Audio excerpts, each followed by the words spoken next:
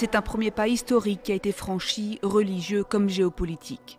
Le pape François a reconnu la nomination de 7 évêques chinois qui avaient été nommés par Pékin sans l'aval traditionnel du Saint-Siège. Un 8e l'a été à titre posthume.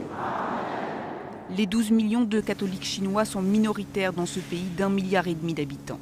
Et ils sont déchirés entre deux églises, l'une dite patriotique contrôlée par le régime communiste et l'autre clandestine qui ne reconnaît que l'autorité du pape. En approuvant ces nominations, François permet ainsi aux fidèles d'avoir des évêques reconnus simultanément par Rome et par les autorités chinoises. C'est important pour la Chine. Ça signifie qu'on pourra recevoir les enseignements du Vatican.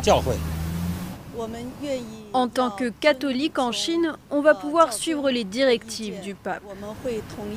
Un geste de réconciliation adressé à l'ensemble de la communauté catholique chinoise.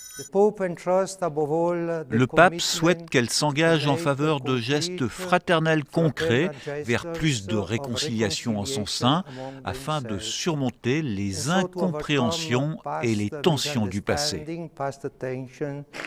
Depuis la capitale lituanienne où le pape est en voyage officiel, le porte-parole du Saint-Siège précise que ce n'est que le début d'un processus et non son aboutissement.